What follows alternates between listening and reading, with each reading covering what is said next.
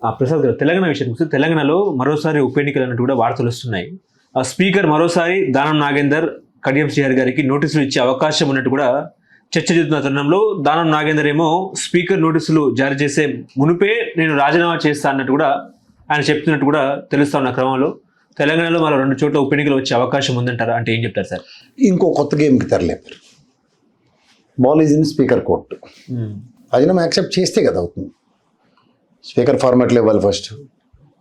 Speaker ఫార్మాట్లో ఇవ్వడానికి speaker తీసుకోవడానికి పార్టీ అధిష్టానం ఇప్పుడు ఈ బై ఎలక్షన్ గెలిచిన ఊపులు మేము అదే గెలిచేస్తాం అనుకుంటే దానం నాగేందర్కి అంత కేకువాకైతే లేదు. మీకు అర్థమవుతుందో లేదు.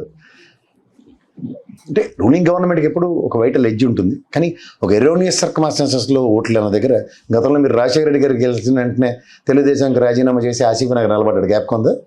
అయితే దానం నాగేందర్కి అనుభవం ఉంది. ఆ విషయంలో టెంకుజల్లు ఎలా తగిలితే బాగా తెలుసు. అలాంటి కోతేశాలు వేస్తే అతనికి ప్రజలే సమాధానం చెప్తారు. అందులో తెలంగాణ ప్రజలు అలాంటి విషయాల్లో చాలా విజ్ఞులు. నువ్వు పంతానికి పాపన కంటే వాళ్ళు అంతకన్నా ముందు కని చూపిస్తారు వాళ్ళు. అయితే ఇలాంటి తరుణంలో అలాంటివి బూమరంగ్ అయ్యే సిచ్యువేషన్స్ ఉంటే కోరి తలకాయ నొప్పులు ఎవరు తెచ్చుకోరు. కడియం శ్రీహరి పరిస్థితి ఏంటి? ఇంకా సేమ్ డబుల్ ఫోటో. ఆయన అనవసరంగా వెళ్ళినట్టుంది అసలు. ఏముంది సార్ వీళ్ళకి రాగానే వీళ్ళకి కాంగ్రెస్ పార్టీలో తెలుసుకోవాల్సిన విషయం ఏంటంటే వీళ్ళు ఊరికి బీఆర్ఎస్ వాళ్ళు ఆవేశపడిపోతున్నారు. ఒక ప్రాంతీయ పార్టీలో సర్వం నిర్ణయం తీసుకునే హక్కులు ఒక ప్రాంతీయ పార్టీ అధ్యక్షుడికి ఉంటుంది. చూడండి, ఇప్పుడు తలసాని శ్రీనివాస్ పార్టీ జాయిన్ అవ్వక టక్కున మినిస్టర్ ఇచ్చి అయిపోయింది పని. వీళ్ళకి అలాంటి డిస్కషన్స్ లేవు. వాళ్ళ అధిష్టానం కన్విన్స్ చేసుకుని వీళ్ళు ఎంతమంది వచ్చారు కాబట్టి ఏదైనా ప్యాకేజా లేకపోతే ఇదే వాళ్ళు చెప్తేనే వీళ్ళ మధ్యలో వచ్చి అవునట ఇంతేగా అని టపా బంట్రోతులు తప్ప వీళ్ళ దగ్గర ఏమంత రోల్ ఉండదు. అది ముఖ్యమంత్రి గారు ఉన్నాయండి, లేకపోతే పీసీసీ అధ్యక్షుడు మహేష్ గౌడ్ గారు ఉన్నారండి. ఎవరికైనా అంత డిస్కషన్స్ లేని దగ్గర వీళ్ళు ఆవేశపడిపోయి వెళ్ళిపోతే ఏమవుతుంది? కొన్ని వీళ్ళకి తెలివితేటలు ఉన్నాయా? జగన్మోహన్ రెడ్డి చూడండి, కండువాలు ఏమో చుట్టపల్లికి కప్పి వెనక బెంచ్లో వీళ్ళకి తగలరండి అని చెప్పినట్టు చెప్పాలి. అప్పుడు లాక్కోలేక పీక్కోలేక చచ్చారు తెలుగుదేశం వాళ్ళు. ఏమైంది? ఆ వంశీని వాళ్ళని సస్పెండ్ చేయగలిగారా? పాసిబుల్ గణేష్ని వాళ్ళని? ఎందుకంటే వాళ్ళు డైరెక్ట్ కండువాలు వెళ్ళలేదు. అలాంటి పరిస్థితి లేకుండా ముందు రాగానే కలిపడిపోతే ఏమవుతుంది?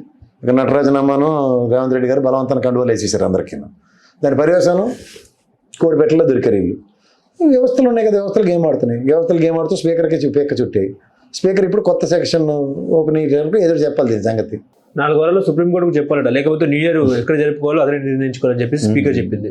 సుప్రీంకోర్టు చెప్పిన పరిస్థితి చెప్తుంది. వాళ్ళు అంతకన్నా ఘోరం. వాళ్ళ చేతిలో కూడా ఏముండదు. మన డీకారుణం ఎలక్షన్ ప్రతిసారి ఎగ్జాంపుల్ చెప్తున్నాను నేను. ఏడు చేయగలిగింది కోర్టు. పాపం రేపు పొద్దున్న ఎలక్షన్కి వాళ్ళు ఇచ్చింది ఆవిడకి జీతపత్యాల కోసం వాళ్ళ పనులు.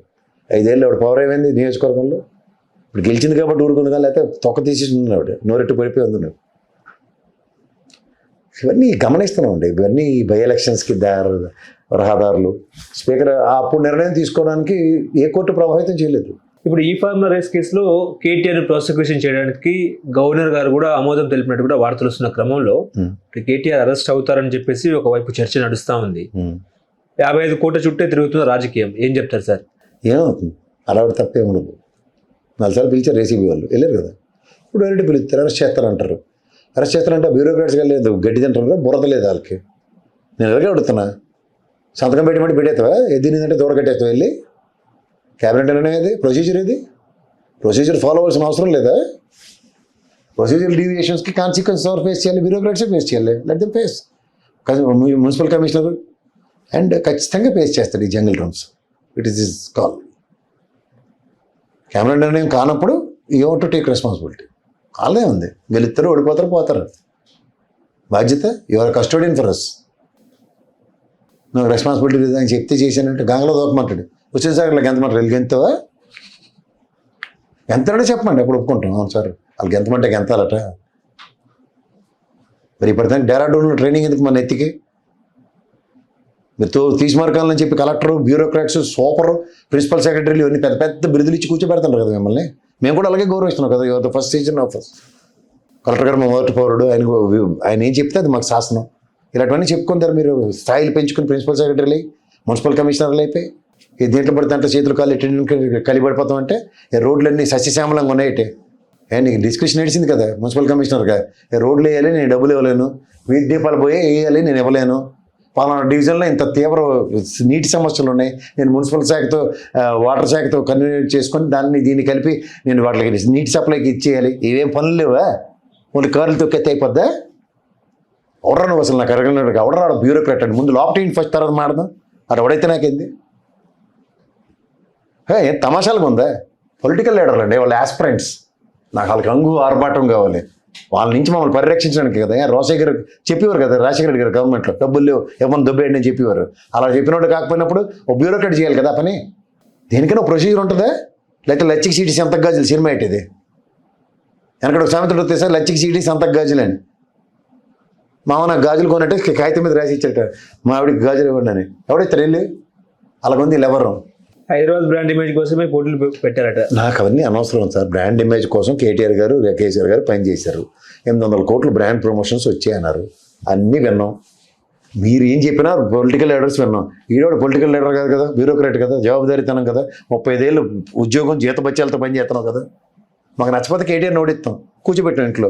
ఆ గవర్నమెంట్ లేదు మాకు అక్కర్లేదు, రేవంత్ రెడ్డి గారు కావాలి, తీసుకున్నాం. మరి మీరు 35 ఏళ్ళు మాకు గుదిబండలే కదా మా నెత్తికి. జవాబుదారీతనం ఏది? తోలు తీసిండి ఇలాంటి ఒకసారి తోలు తీస్తేనే సెట్ అవుతారు. తమాషాలుగా ఉందా? ప్రొసీజర్ ఉండదు. ఎక్స్చెక్కర్ నుంచి డబ్బులు తీస్తున్నారంటే నాటకాల తమాషాల? ఎవడు ఇష్టరాజ్యం వాడితే? ఇప్పుడున్న principal secretary finance, principal secretary municipal శాఖ, ఇప్పుడున్న మున్సిపల్ కమిషనర్ డబ్బులు ఎత్తేస్తే ఇదే ఈ సెటప్ ప్రెసిడెంట్ కదా లాస్ట్ వాడికి ఏం చేయలేదంటే వీళ్ళు అదే పని చేసిపోతారు. ఏం చేయగలం? ఇది ప్రజాస్వామ్యం, ఇది జవాబుదారీతనం. ఏది ఎవరికి జవాబుదారీతనం లేదంటే చూస్తూ ఏదైనా పపెట్ షో చూడడానికి వచ్చాం మేము. తమాషాలుగా ఉందా? ఎల్ఐసి చెప్పాడు, పొల్లైసి చెప్పాడు, ఎంకన్నా చేశాడు. ఇంకో 5 సంవత్సరాలు బీఆర్ఎస్ ఉందేమో అందుకే రిలీజ్ చేసినట్టున్నారేమో. అంటే నువ్వు కళ్ళకంటావు, నువ్వే డిసైడ్ చేసేది. నువ్వు డిసైడ్ అయిపోతే మేము చేయాలి. మరి అటప్పుడు ఎలక్షన్ ఆఫీసర్ దగ్గరికి వెళ్ళి చెప్పాల్సింది, వద్దండి ఎలక్షన్ పెట్టుకుని బీఆర్ఎస్ వాళ్ళు కంటిన్యూ అయిపోతారు, నేను ఫామ్లో 1 ఈ రేస్కి డబ్బులు కట్టిస్తాను, వాళ్ళే వస్తారని నేను ఖచ్చితంగా నమ్మేశాను సార్, దృఢంగా నమ్మాను నేను. ఈసారికి ఎలక్షన్ వద్దులేండి సార్, రేస్ అయిన తర్వాత ఆలోచిద్దాం అని చెప్పాల్సింది. మరి అంత పోటీగాడు అయితే ఆ సిట్టోళ్ళు 4 పీకి అడగండి, గోళ్ళు అవి తీసిండి వీలైతే. 48 కోట్లు తమాషాగా ఉంది ఒక్కొక్కడికి. కార్ రేసి పెట్టడానికి కార్ రేసి పెట్టలే కదా ఈ గవర్నమెంట్. ఏది గోడకేసిన సొన్నం ఆ డబ్బులు నాకు ఈ పరిమాణంలో చేసిన పనే ఏందండి? నేను సరే బూర్లు పెట్టి కాపరాలు చేయిస్తాను రా, నాకు అర్థం కాదు. తీసుకొచ్చి గొంత కట్టండి, అక్కడ మున్సిపల్ ఆఫీస్ ఉంది కదా అక్కడ గొంత కట్టి ప్రజలు అందరూ వెళ్ళి దొరికిన వాళ్ళు వెళ్ళి సమాధానం చెప్పుకుని వెళ్తారు. ఎవడమ్మ కూడా సొమ్మని కార్ రేసుకి డబ్బులు కట్టామని అడుగుతారు అడిగిన వాళ్ళు. సార్ మీరు బ్రహ్మాండమైన పని చేశారు సార్, బీఆర్ఎస్ గవర్నమెంట్ వస్తున్న కళ్ళగాన్నందుకు సూపర్ సార్ అని బీఆర్ఎస్ వాళ్ళు వేరే తెలకొని దిద్ది వస్తారు. ఏటవుతుందో చూద్దాం. ఇది ప్రజాస్వామ్యం కదా, మాకు సజ్జనార్ గారు తీసుకెళ్ళి వేసేసారు కదా ఒకడిని, అలాగే ఈయన కూడా మాకు చెప్పండి. జవాబుదారీతనం లేని బ్యూరోక్రాట్లు మాకెందుకు? ఎవరిని ఎత్తికిళ్ళు? ఈ కార్ పోటీలకు సెలబ్రిటీలు కూడా వచ్చారు కదా, వస్తే వాళ్ళకి పనే పోట కళ్ళజోళ్ళు ఎట్టుకుని వస్తారు వాళ్ళు, ఇంత పాప్కార్న్ తినిపోతారు. వాళ్ళు ఎప్పుడైనా మీరు సినిమా ఇంటర్వ్యూ చేయండి, తిండి తప్ప ఇంకేమైనా మాట్లాడతారా? ఈ జడ్డోళ్ళు కూడా వెళ్ళి సార్ మీరు ఏం తింటారు సార్,